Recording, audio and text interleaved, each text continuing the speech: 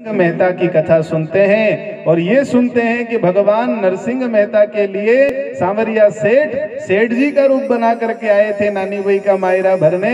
अगर वो नरसिंह के लिए आ सकते हैं तो हमारे लिए भी आ सकते हैं। अगर वो मीराबाई का जहर वाला प्याला अमृत बना सकते हैं तो हमारे लिए भी आ सकते हैं। अगर वो शबरी के लिए आ सकते हैं तो हमारे लिए भी आ सकते हैं। लेकिन थोड़ा इंतजार।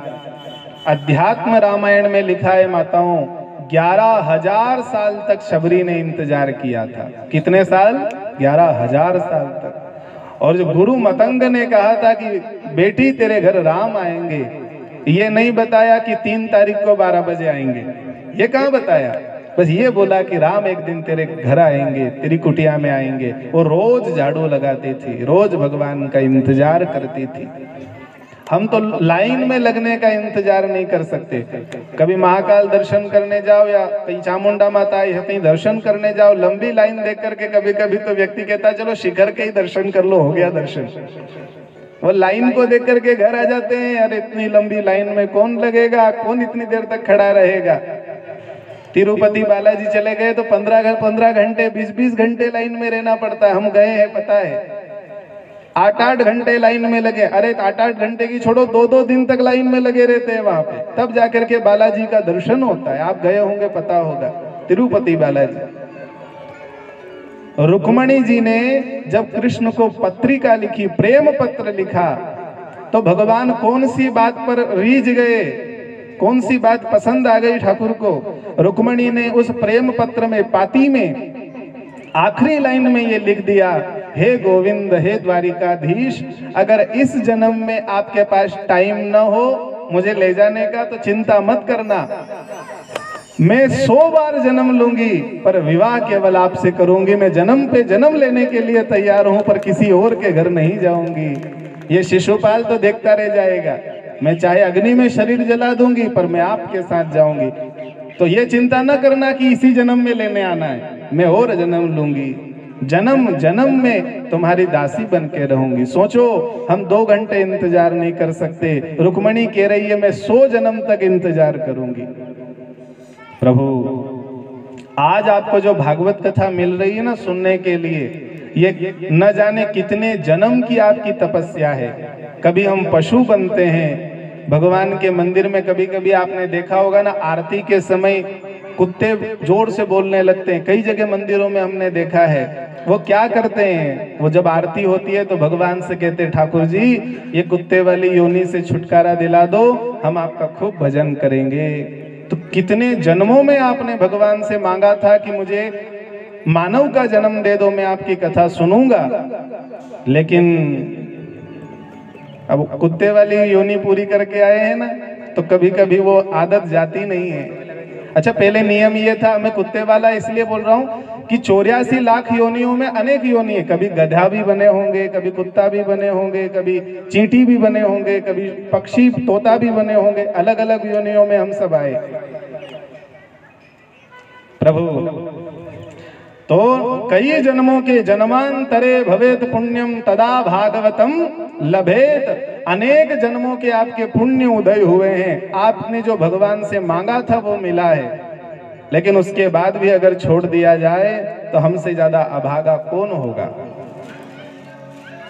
जैसे आप गुरु जी का दर्शन करने जाओ, गुरु आश्रम पर जाओ और गुरु जी बढ़िया मोतीचूर का लड्डू आपको दे, और अब गुरु जी के सामने ही वो लड्डू नाली में फेंक दो अथवा कचरे में फेंक दो, गुरु के सामने ही।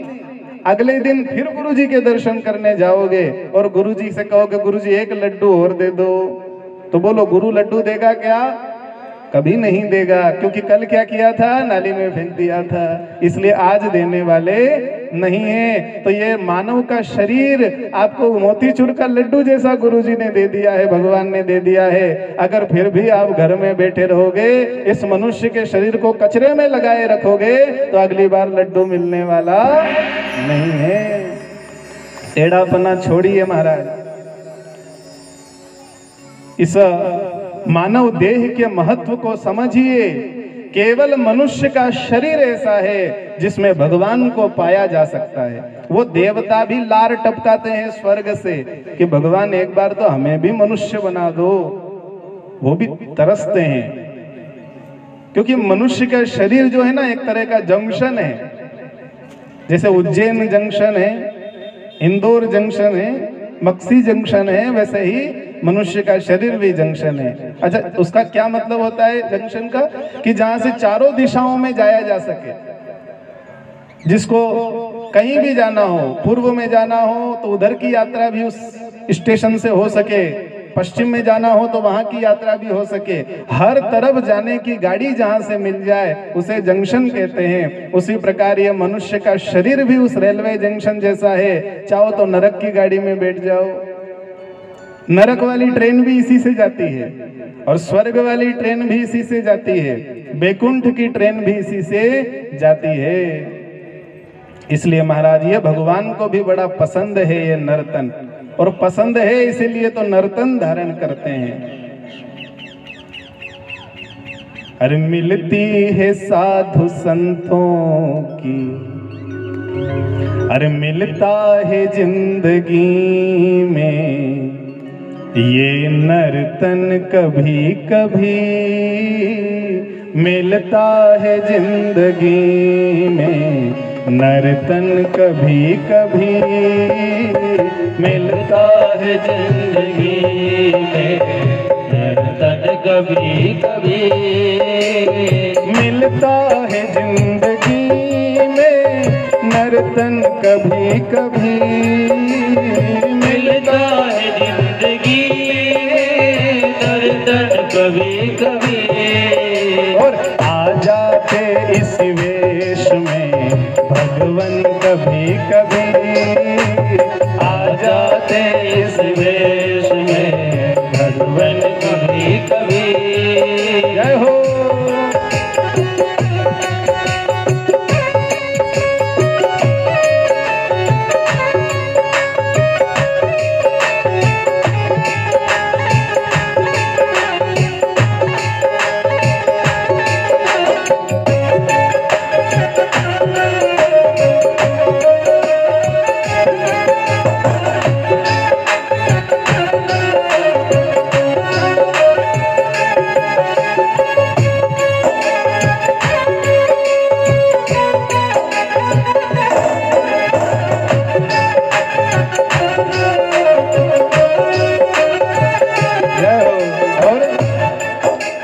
जब तक रहे ये जिंदगी सबको हंसा के जी, जब तक रहे ये जिंदगी सबको हंसा के जी, जब तक रहे ये जिंदगी सबको हंसा के जी, जब तक रहे ये जिंदगी सबको हंसा के जी।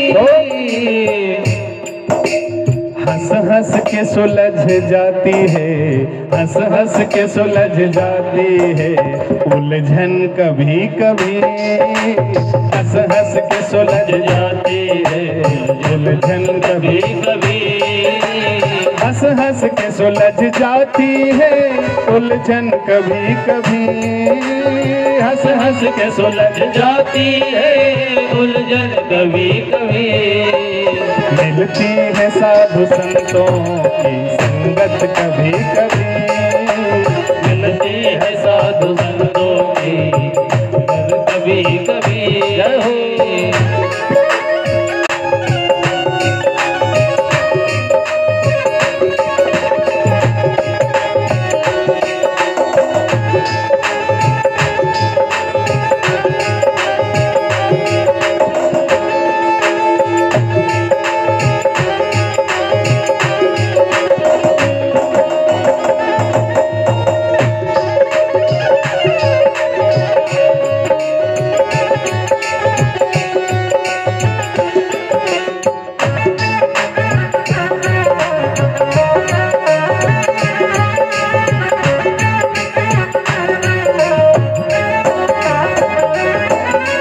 दौलत को पाके कभी कभी जो है ना महाराज, दौलत के कारण भी भटकाव जीवन में होता है। जब धन आता है तो 15 अनर्थों को लेके आता है।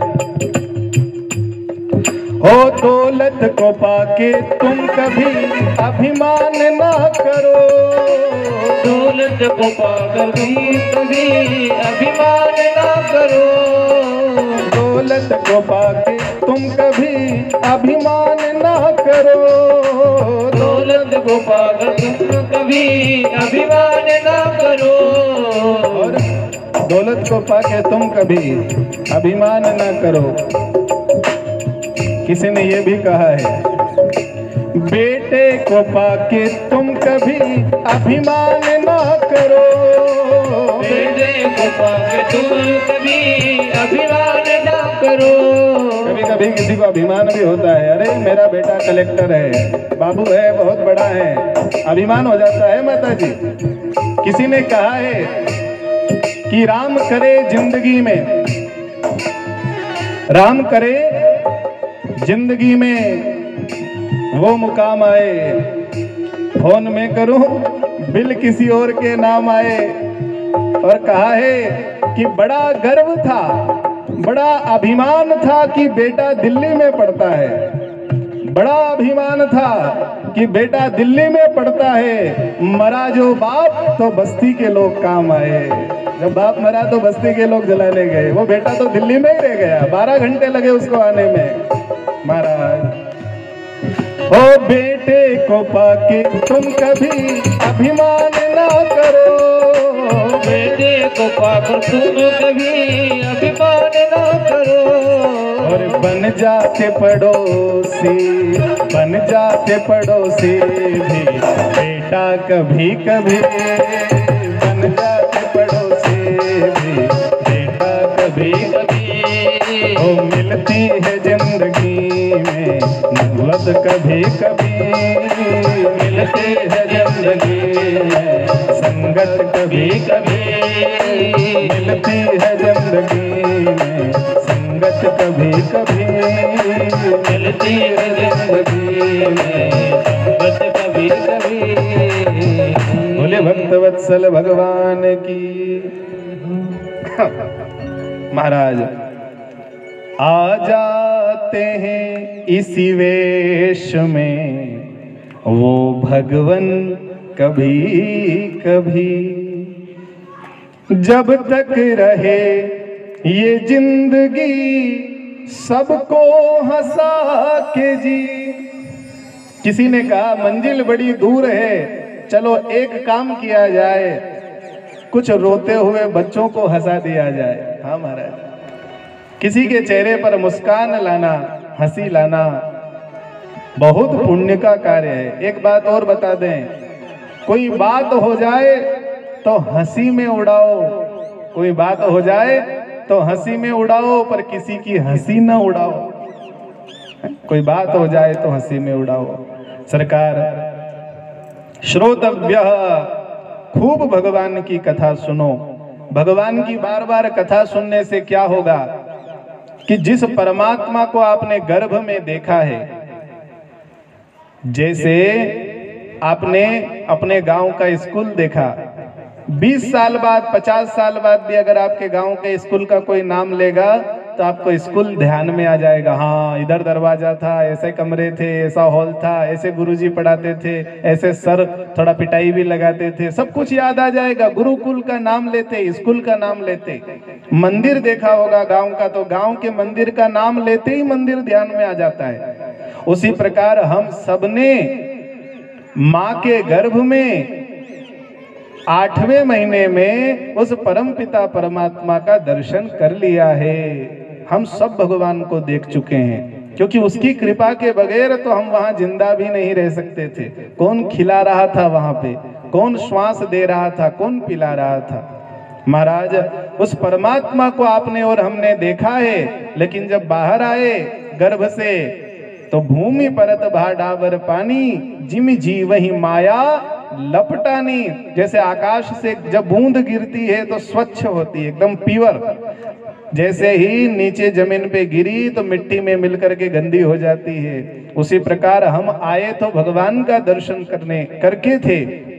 जब माया ने हमें घेर लिया तो बच्चा इसलिए नहीं रोता कि उसे तकलीफ हुई है, वो तो इसलिए रोता है कि जिस ठाकुर को मैं गर्भ में देख रहा था अब वो दिखाई नहीं देता है, वो उसी के लिए रोता है।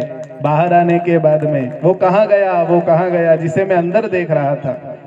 अब माया ने घेर लिया, पर्दा पड़ गया ऊपर, भगवान को हम भूल गए। लेकिन जब भागवत कथा मोती बंगले में तपासे परिवार ने कराई तो हमें फिर किसी ने कहा श्री श्याम सुंदर की कथा सुनो, कृष्ण का दर्शन करो, तो हमें याद आने लग जाता है कि हाँ, ये कृष्ण नाम के भगवान ने तो हमें अंदर दर्शन दिया था। ये फल होता है दुरापायल्प तपसः सैवा वैकुंठ वर्तमसु यत्रोपगीयते नित्यम देव देव जनार्दनः। बार बार भगवान का नाम लेने से, जैसे अग्नि का घर्षण, लकड़ी का घर्षण करने से अग्नि प्रकट हो जाती है, उसी प्रकार बार बार कृष्ण कृष्ण कृष्ण कहने से, राम राम कहने से, शिव शिव कहने से जो परमात्मा है वह प्रकट हो जाता है। प्रभु राजा परीक्षित जी को सुखदेव जी ने कहा खूब कथा सुनो, श्रोतव्य, नियम पूर्वक कथा सुनो।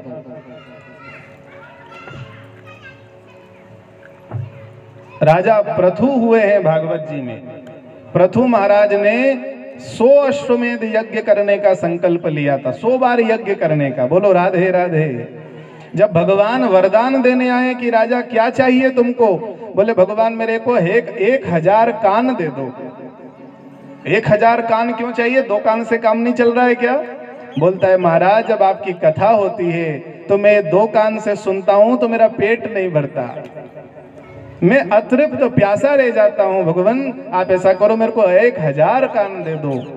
भगवान ने कहा भाई 1000 कान दूंगा तो पूरे शरीर पे कान ही कान हो जाएंगे।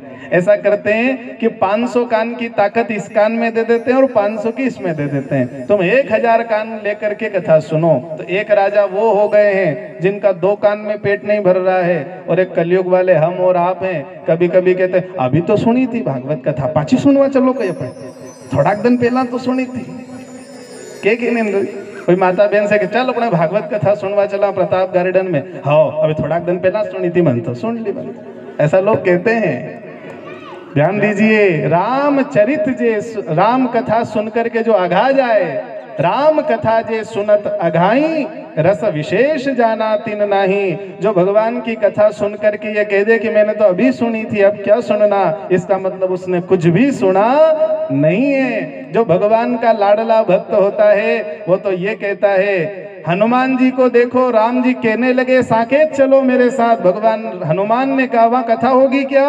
बोले वहां नहीं कथा होगी, वहां तो हम रहेंगे। बोले नहीं फिर मेरे को नहीं जाना, जहां आपकी कथा होगी। यत्र यत्र रघुनाथ कीर्तनम तत्र तत्र कृतमस्तकांजलिम वाष्पवारि परिपूर्ण लोचनम नमामि मारुतिम मतराक्षराक्ष। भगवान हनुमान जी कहते हैं जहां जहां राम कथा होती है वहां हनुमान जी सबसे पहले आकर के बैठते हैं। ध्यान दीजिए, सबसे पहले आकर के। और ऐसे कथा थोड़ी सुनते हैं जैसे हम सुनते हैं। हनुमान जी की कथा सुनने की पद्धति ये है कि हनुमान जी आंखों में जल भर के कथा सुनते हैं। जब भगवान की कथा सुनते हैं तो उनको ये नहीं लगता कि ये कथा पुराने युग की कथा है, उनको ये लगता है कि ये तो अभी जो कथा गुरुजी सुना रहे हैं ऐसा हो रहा है। भक्तमाल में एक राजा हुए हैं जिनका नाम है कुलभूषण। क्या नाम है? कुलभूषण। ये सच्ची घटना है, कलयुग की घटना है, कुछ साल लगभग 500 वर्ष पहले की घटना है। ध्यान से सुनिए। कुलभूषण नाम के राजा, उनके यहाँ एक पंडित जी रोज कथा सुनाते थे। वो इतने तन्मयता से कथा सुनते थे मानो ये सब जो सुना रहे हैं ये हो रहा है। ये कुलभूषण भगवान की कौस्तुभ मणि के अवतार हैं। जो गले में भगवान माला पहनते हैं उसी ने कुलभूषण के रूप में जन्म लिया। एक बार पंडित जी ने कथा सुनाई कि भगवान राम के छोटे भाई लक्ष्मण ने शूर्पणखा की नाक काट डाली है। शूर्पणखा खरदूषण के साथ में 14,000 राक्षस को लेके आई। कितने? 14,000। और बेचारे राघव अकेले खड़े हैं बाण लेके। तो राजा को कथा सुनते सुनते लगा अरे रे रे रे मेरे राम अकेले खड़े हैं। उन्होंने शंख बजा दिया, सेनापति को बुलाया, सेना तैयार करो, अभी इसी वक्त दंडकारण्य चलना है राम की सहायता करने। बताओ, कलयुग में वो राजा बोल रहा है। उसको लगा कि वो अभी हो रहा है वहां। और वैसे नहीं 3 कोस यानी 9 किलोमीटर तक सेना चली गई। राम की रक्षा करने 9 किलोमीटर गई। तब भगवान राम को दया आ गई कि ये बेकार में यहाँ तक आएगा। तब भगवान ने साधु का रूप बनाया और राजा से कहा कि राम जी ने तो एक बाण में ही सबको मार डाला है, अब जाने की जरूरत नहीं है। तो राजा फिर घर आ गया। इसी राजा ने एक बार और अच्छा, इस बार पंडित जी समझ गए कि इनको उल्टी सीधी बात नहीं बताना वरना ये सेना लेके चल देते हैं। तो पंडित जी बड़ा संभल संभल के कथा सुनाते, वही कथा सुनाते जिसमें राजा भागे नहीं। एक बार पंडित जी बीमार हो गए, थोड़े अस्वस्थ हो गए, तो उनका बेटा कथा सुनाने आ गया। अब वो बोलना भूल गए कि तू ऐसा वैसा मत सुना देना। अब बेटे को पता नहीं, बेचारे ने आकर के जो कथा सुनाई तो सीता हरण की कथा सुना दी। पहले सुरपणखा वाली सुनाई थी पिताजी ने, और सीता हरण की सुना दी बेटे ने कि रावण नाम का राक्षस राम भगवान राम की प्रिया जानकी को हरण करके ले गया, समुद्र के पार ले गया। भगवान राम ढूंढ रहे हैं अपनी भार्या को। विश्वास मानिए, ये कुलभूषण नाम के राजा घोड़े पर बैठ गए और विचार करने लगे, मैं उस पापी रावण को मार डालूंगा और मेरे राम की जानकी को उनको वापस लौटा दूंगा। घोड़े के साथ समुद्र में कूद पड़े ये कुलभूषण नाम के राजा। तब भगवान राम ने समुद्र में उनको दर्शन दिया, हे कुलभूषण देखो सीता जी को तो मैं वापस ले आया हूँ, रावण को मार दिया है मैंने, तुम चिंता मत करो, तुम आए इतनी देर में मार दिया। ऐसे फजीते भगवान के पढ़ते हैं ऐसे भगत के साथ में। तो ऐसे कथा सुनी जाती है। ऐसा नहीं कि ये तो किसी युग में हुई होगी, कभी हुई होगी ऐसी घटना, ऐसा नहीं।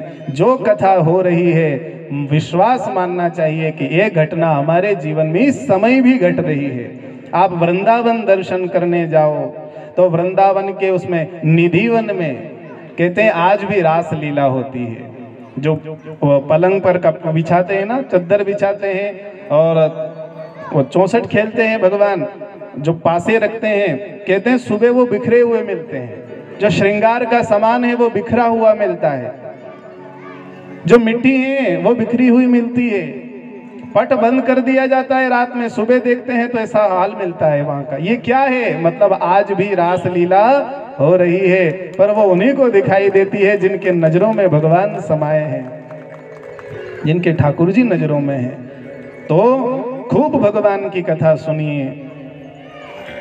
जब मृत्यु का समय आएगा माताओं, तो खाट पे ऐसा कुछ कर लो जीवन में कि मरते समय अगर लेटे लेटे याद भी करो, खाट पर पलंग पर लेटे लेटे याद करो, तो ये याद आना चाहिए, एक बार मैं हरिद्वार गई थी, वहाँ गंगा नहाई थी, फिर मनसा देवी का दर्शन किया था, फिर राजा दक्ष के यज्ञ का दर्शन किया था, दक्षेश्वर महादेव का दर्शन किया था। ये सब याद आना चाहिए। मैं जगन्नाथ गई थी, मैं गोवर्धन परिक्रमा गई थी। बोलो मरते समय ये सब यात्रा करी होगी तो याद आएगा ना जीवन में। अगर यात्रा नहीं कर, कुछ लोग सोते सोते सोचते हैं हाँ मैंने कांदा बोया था, लहसुन, मैं दुकान पे बैठी थी, फिर मैं रिश्तेदार घरे खूब बैंड बाजा का सामने खूब नाची थी। अब ये सब बात याद आएगा तो उद्धार होएगा? कहीं उद्धार होने वाला नहीं है। कुछ ऐसा कमा लो जीवन में कि पलंग पर लेटे लेटे भगवान की कथा याद आती रहे। देखो सांप जो है ना, वैसे तो टेढ़ा मेढ़ा चलता है, लेकिन जब बिल में जाता है तब टेढ़ा नहीं होता है। जब बिल के अंदर घुसता है तो बिल्कुल सीधा सीधा अंदर जाता है। उसी प्रकार अगर टेढ़े मेढ़े रहोगे तो भगवान के बैकुंठ में भी जा नहीं पाओगे। जब तक सीधे नहीं बनोगे तब तक बैकुंठ में जाना मुश्किल है। 9-10 मास गर्भ में आयो, ओल करार करीने तू आयो। भगवान से वादा करके आया ये जीव और दुनिया में आकर के टेढ़ा मेढ़ा चलने लगा है। हे अब आड़ी टेढ़ी बात करे, क्यों रे मन सुमिरन क्यों नहीं करे। आड़ी टेढ़ी बात करे, क्यों रे मन सुमिरन क्यों नहीं करे। सुमिरन क्यों नहीं करे, क्यों रे मन सुमिरन क्यों नहीं करे। सुमिरन क्यों नहीं करे, क्यों रे मन सुमिरन क्यों नहीं करे। सुमिरन क्यों नहीं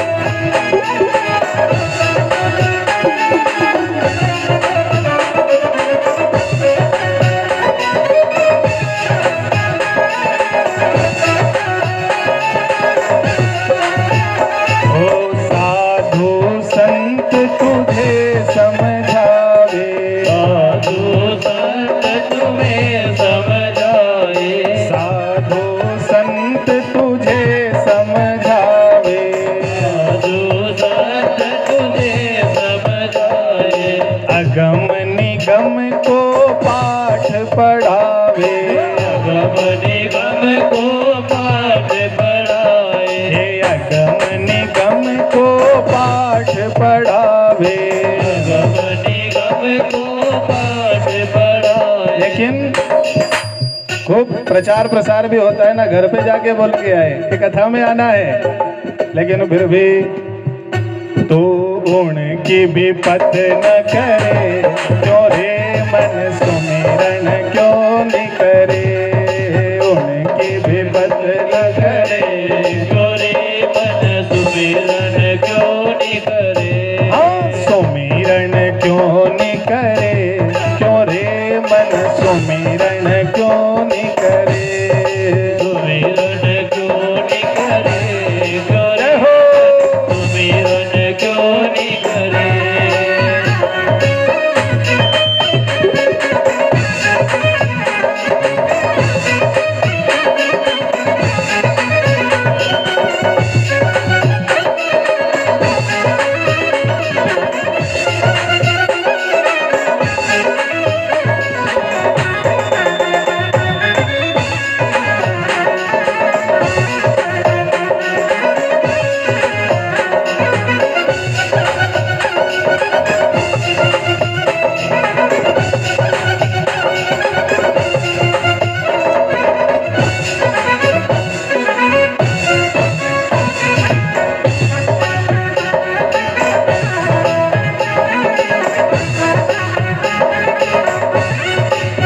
और सारा जीवन निकला किसमें है?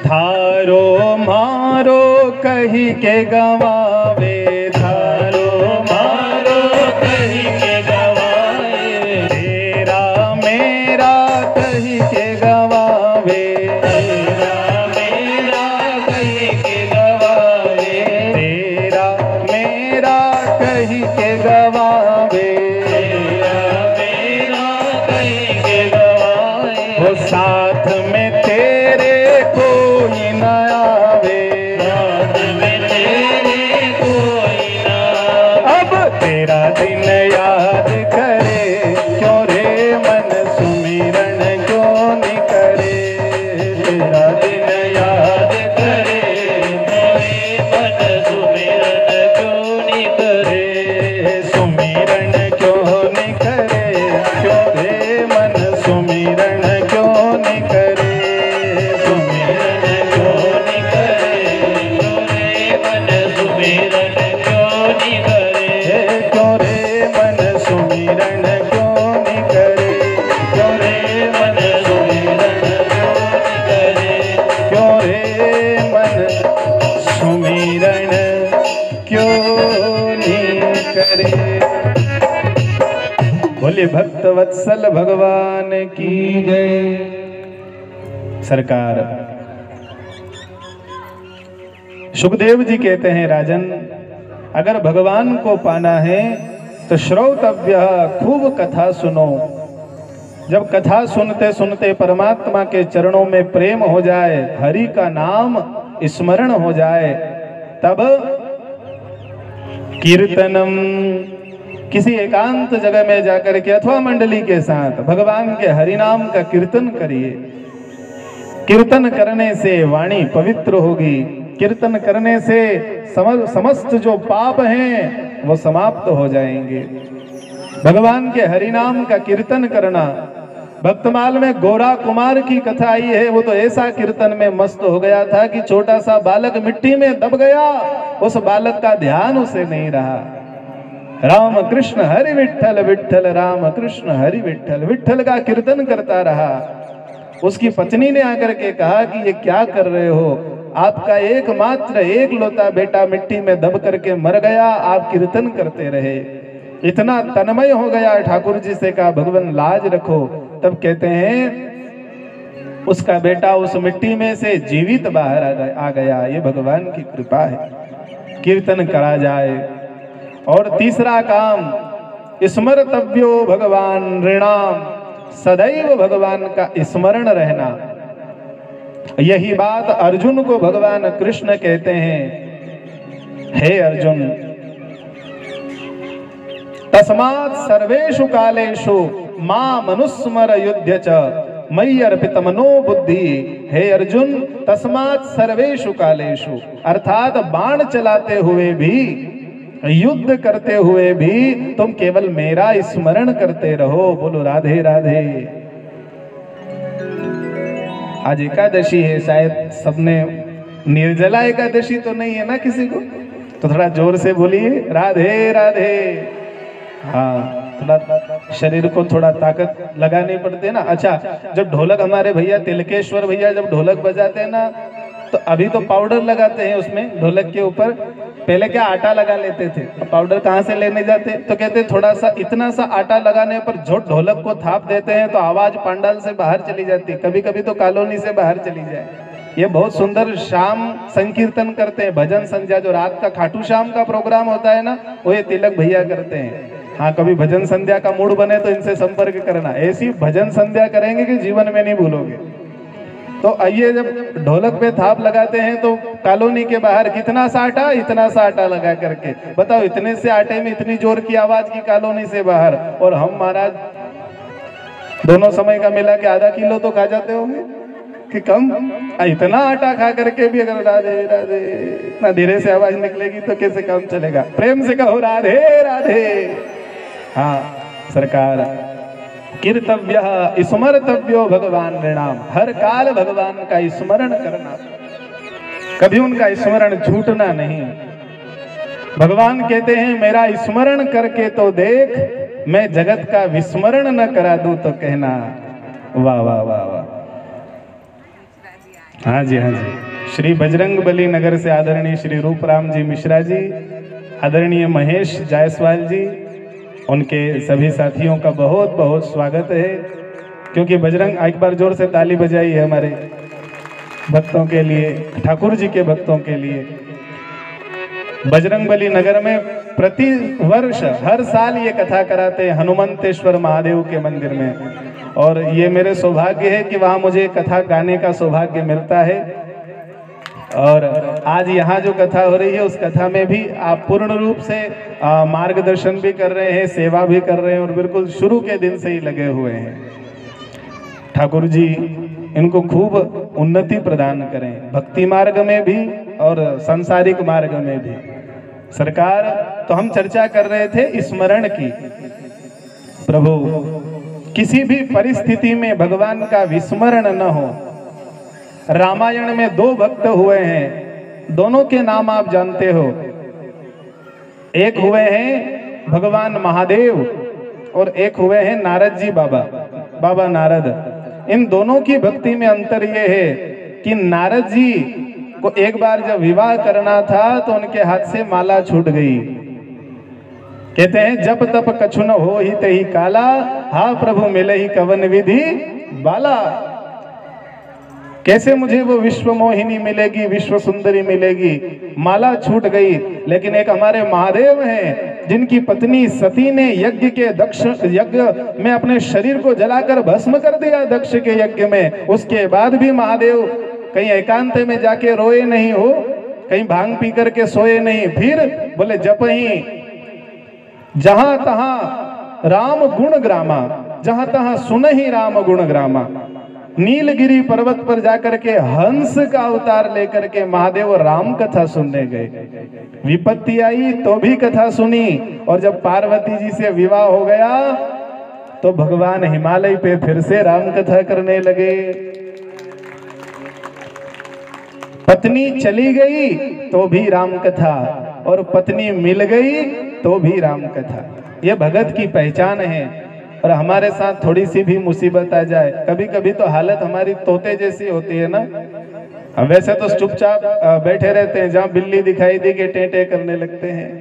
विपत्ति के समय प्रभु सृजल मूल जिन सरितन नाही, बरस गए पुनि तब ही सुखाई। सुंदरकांड में कहा है नदी वही धन्य है और वही नदी श्रेष्ठ है जिसमें हमेशा पानी रहता हो। जो नदी सूख जाए वो वंदनीय नहीं कही गई है। और नदी सदैव प्रवाहमान, सदैव प्रवाहित कैसे रहती है? बोले जिसके उद्गम में से पानी निकलता रहता हो। सृजल मूल जिन सरितन नाई, जैसे नर्मदा मैया अमरकंठ से सदा निकल रही है। अभी होशंगाबाद के पास में गांव है मिश्रोद, वहां नर्मदा महापुराण का संकल्प हुआ है, दिसंबर में करना है। तो नर्मदा मैया, हे नर्मदा तू है कलयुग की गंगा। नर्मदा का जल कभी सूखता नहीं। कहते हैं सरस्वती नदी में 7 बार स्नान करो तो पवित्र होगे। यमुना में 3 बार नहाने से जीव पवित्र होता है। गंगा में 1 बार नहाने से पवित्र हो जाता है। लेकिन नर्मदा का तो केवल नाम लेने से जीव पवित्र हो जाता है। प्रेम से कहिए नर्मदे हर। नर्मदा नर्मदा नर्मदा। यहाँ तक लिखा है गारुड़ मंत्र में कि नर्मदायै नमो प्रातर नर्मदायै नमो निशि नमोस्तु नर्मदे तुभ्यं त्राहि माम विषसर्पतः। जो नर्मदा का नाम लेता है उसे कभी यम का भय नहीं होता। जो नर्मदा का नाम लेता है उसे कभी सर्प का भय नहीं होता।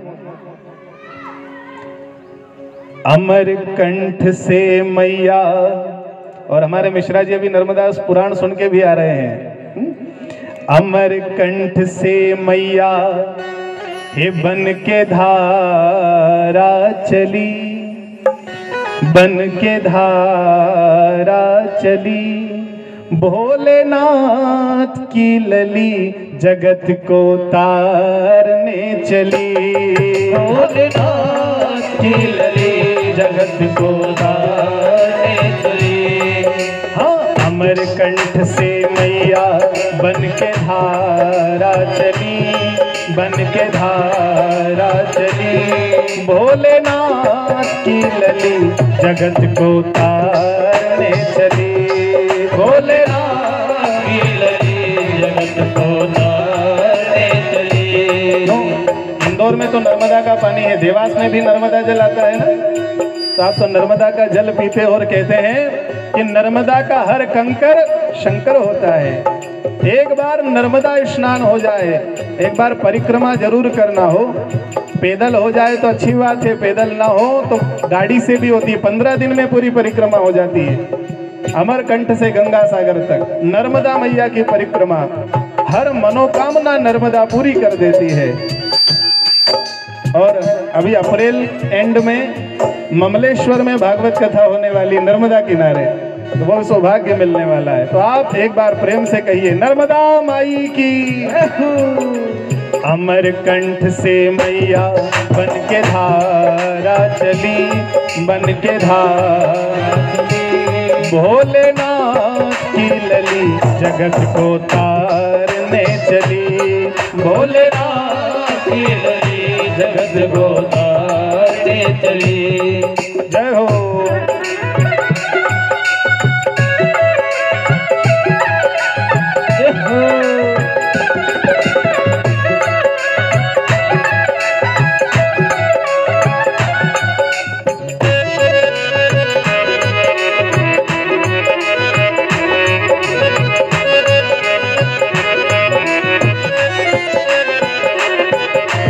बिंदु सिंधु शुष्कलतरंग भंग रंजितम विशत्सु पाप जात जात कारिवारि संयुतम कृतांत दूत काल भूत भीतिहारि वर्मदे त्वदीय पाद पंकजम नमामि देवी नर्मदे।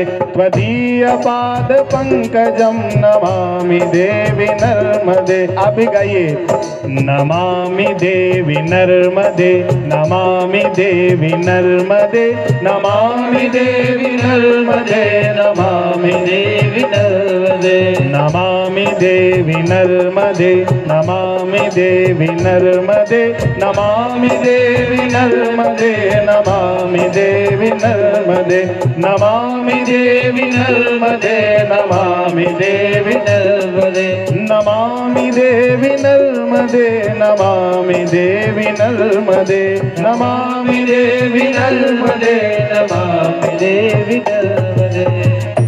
बोलिए नर्मदा माई की। प्रभु कहीं पर छोटा रूप है माँ का, कहीं पर तो बिल्कुल छोटा सा रूप है, कुंड में निकल रही है गोमुख से। कहीं पर छोटा रूप है माँ का और कहीं पर विकट भई, कहीं पर तो इतना लंबा पाठ है कि महाराज देखते ही जाओ। कहीं पर विकट भई भोलेनाथ की लली जगत को तारने चली। ऐसी नर्मदा की महिमा है। तो महाराज स्मर्तव्यो भगवान नृणाम, वह नदी सूख जाया करती है जिसका मूल में जल प्रवाह बंद हो जाए, उसी प्रकार भक्ति उसी के हृदय में जिंदा रहती है जो रोज भगवान का कीर्तन करे। ऐसा नहीं केवल 7 दिन भागवत सुन ली तो बस हो गया काम, बहुत अभ्यास चाहिए महाराज। मरते समय भगवान का नाम मुख पे आ जाए इसलिए बहुत मेहनत करना पड़ती है, रोज स्मरण करना पड़ता है। सरकार और अगर भगवान के चरणों में प्रेम नहीं है, भगवान की कृपा नहीं है, तो राम हर किसी के मुख से निकलता भी नहीं है। ये उसकी कृपा चाहिए, अभ्यास किया हो तो निकलता है। पूर्व जन्म में भजन किया हो तो इस जन्म में भगवान का स्मरण होता है। एक बार एक वृद्ध माताजी थी, उम्र ज्यादा हो गई थी, कभी राम नाम नहीं बोलती थी, राम निकलता ही नहीं था, कभी सत्संग में नहीं गई, कभी भजन में नहीं गई थी। उसके 4 बेटे थे। एक दिन वो भागवत कथा सुनने आए, जैसे आप आए ना वैसे वो भी आए, और गुरुजी ने भागवत में बताया कि एक बार राम नाम लेने से जीव का उद्धार हो जाता है। राम रामेति रमे रामे मनोरमे सहस्र नाम तत्तुल्यम राम नाम वरानने। एक बार राम कहने से उद्धार। तो चारों बच्चों के मन में आया क्यों नहीं अपनी माँ के मुख से भी राम निकलवा दें। घर गए, माँ खाट पर लेटी हुई थी। बच्चों ने कहा माँ राम राम, और कभी राम नहीं बोली तो राम नाम बोल नहीं पाई, केवल मुंडी हिला दी बस, राम नहीं बोली। बच्चे टेंशन में आ गए, कैसे बुलवाया जाए, बहुत परेशान हुए। एक बच्चे ने कहा ऐसा करो, माँ को राम जी के मंदिर के सामने ले चलो और माँ से पूछेंगे माँ ये मंदिर किसका है, तो ये बुढ़िया माता जी बोलेगी सही कि ये राम का मंदिर है, चलो इस बहाने ही राम नाम आ जाएगा। खाट उठा करके मंदिर के सामने ले गए, पूछा माँ ये मंदिर किसका है, तो बुढ़िया बोलती है जो अंदर बैठा है उसका है, फिर भी राम नहीं बोली। एक पंडित जी उधर से गुजरे, पंडित जी ने कहा क्या क्यों टेंशन ले रहे हो, ये खटिया यहाँ क्यों लाए, बोले मेरी माँ राम नहीं बोलती। अरे बोले हम बुलवा देंगे, हमको पता है कैसे बोलेगी। पंडित जी ने सोचा कि अपन उल्टा उल्टा बोलो तो ये सीधा सीधा बोलेगी। हाँ, पंडित जी ने कहा माँ तू क्या नहीं बोल सकती, तो पंडित जी ने सोचा ये यही बोलेगी कि मैं राम नहीं बोल सकती, तो पूछा तू क्या नहीं बोल सकती, तो माँ ने धीरे से कान में कहा पंडित जी के, पंडित जी जो तुम बुलवाना चाहते हो वो नहीं बोल सकती, हम तो बोल ही नहीं सकते। बोलो राधे राधे। तो राम नाम मरते समय मुख में आ जाए इसके लिए बड़ा अभ्यास करना पड़ता है, बड़ा अभ्यास करना पड़ता है। जो पहलवान होते हैं ना वो रोज कसरत करते हैं, रोज अभ्यास करते हैं। ऐसा नहीं कि जब लड़ाई का नंबर आया, जब दंगल हुआ तभी मेहनत करेंगे, रोज पसीना बहाते हैं तब जाकर के उनको विजय मिलती है एक दिन। उसी प्रकार स्मरण भगवान का प्रति क्षण प्रति समय होता रहे, तब ठाकुर जी कृपा करते हैं। परीक्षित जी ने कहा कि भगवान आप कह रहे हो कि स्मरण करो, कथा सुनो, भजन करो, पर यह मनी राम कहाँ करने देता है, ये मन तो बड़ा बदमाश है ना, ये कहाँ बैठता है, ये मन बड़ा चंचल है, कैसे तेरा भजन करूं, जितना इसे समझाऊं उतना ही मचल जाए। ये समझा ही नहीं सकते इसको। अर्जुन ने भी यही कहा कृष्ण से, चंचलम ही मनः कृष्ण प्रमाथि बलवत् दृढ़म तस्याहम निग्रहम मन्ये वायो रिवसु दुष्करम। कभी कभी कुछ माताओं की ये भी बात सुनने में आती है कि गुरुजी मारो मन मारो केणो नहीं माने। ऐसा आता है ना, अपने मालवा में कहते हैं मारो मन मारो केणो नहीं माने। अच्छा, एक ध्यान से बात सुनिए। आप अपने बेटे को बोलो कि एक गिलास पानी पिलाओ बेटा, तो बेटा उठेगा आपको एक गिलास पानी पिला देगा। अब उसी बेटे को अगर आप 5-10 दिन रोटी मत खाने दो, ना रोटी दो ना उसे कुछ भी उसको खाने पीने की वस्तु ना दो, 10 दिन से वो पलंग पर सोता रहे, और 10वें दिन फिर आप अपने छोरे को बोलो जा बेटा पानी भरी के ला, तो पानी पिवाड़ मारे, तो बताओ वो उठेगा क्या? नहीं उठेगा। 10 दिन से कुछ नहीं खाया, भूखे मर गया बेचारा, ताकत खत्म हो गई, कमजोर हो गया। इसलिए बाप के लिए उसके मन में सम्मान तो बहुत है, लेकिन शरीर में ताकत नहीं है, इसलिए वो कहना नहीं मान सकता। वो क्यों कहना, वो मान ही नहीं रहा है, क्योंकि ताकत नहीं है शरीर में। उसी प्रकार ये हमारा जो मन है ना, इसका भोजन भजन है। मन काय का भोजन करता है? बोले भजन का भोजन करता है। अगर मन को भजन करवाना बंद कर दिया तो मन कहना मानना बंद कर देता है, फिर ये कहना मानता नहीं है। इसलिए मन बड़ा चंचल होता है, लेकिन अभ्यास करने पर वश में होता है।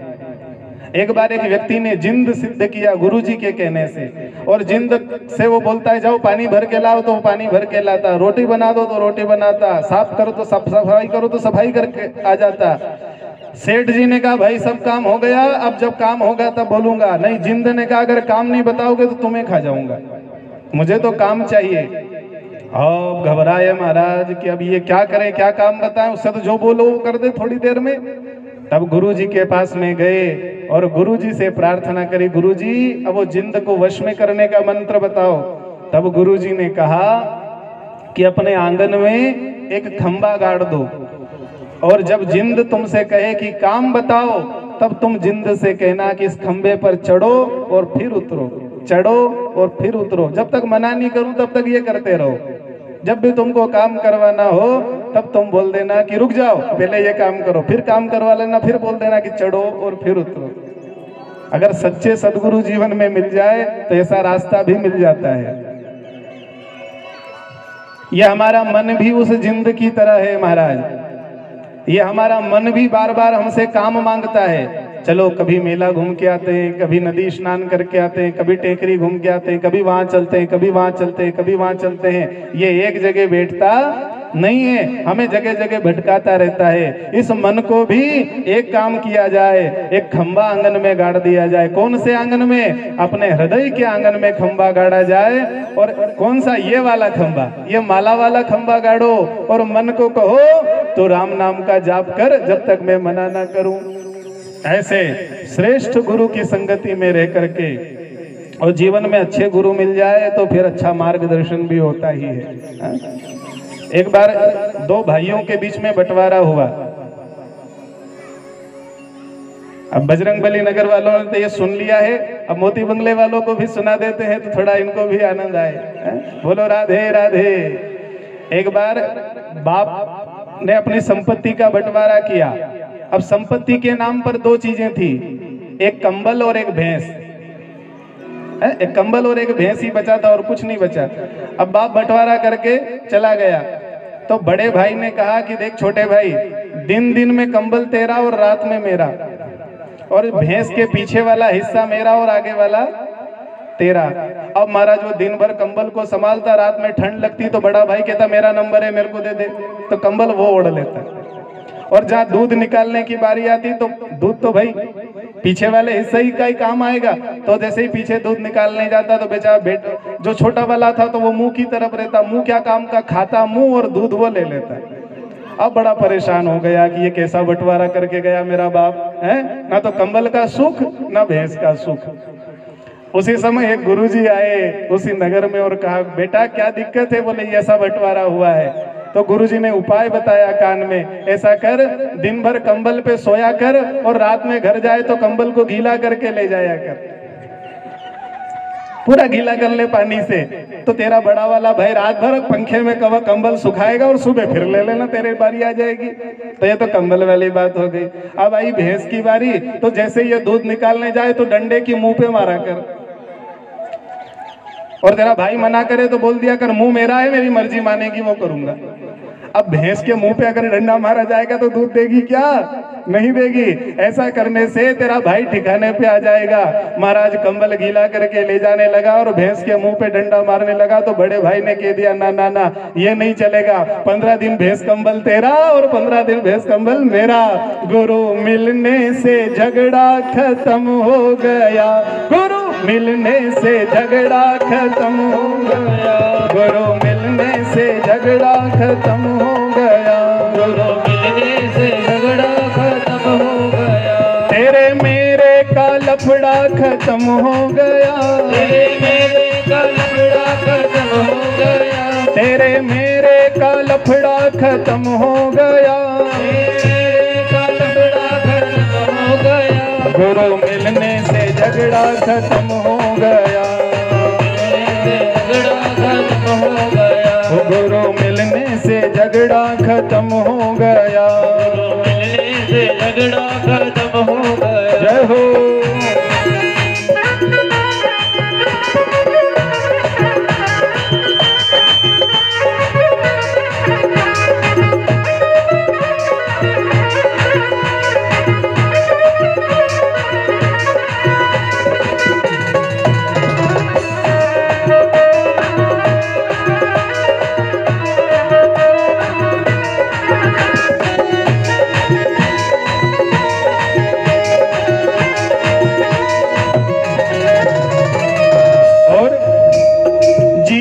सिखाया गुरुदेव ने हमें जीना सिखाया, गुरुदेव ने हमें जीना सिखाया, गुरुदेव ने हमें जीना सिखाया, गुरुदेव ने हमें जीना सिखाया, गुरुदेव ने हमें जीना सिखाया, गुरुदेव ने।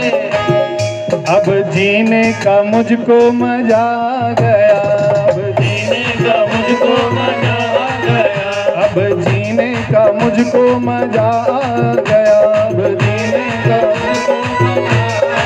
ओ गुरु मिलने से झगड़ा खत्म हो गया, गुरु मिलने से झगड़ा खत्म हो गया, ओ गुरु मिलने से झगड़ा खत्म हो गया, मिलने से झगड़ा खत्म हो गया। तेरे मेरे का लफड़ा खत्म हो गया, मेरे का लफड़ा। बोलिए भक्त वत्सल भगवान की।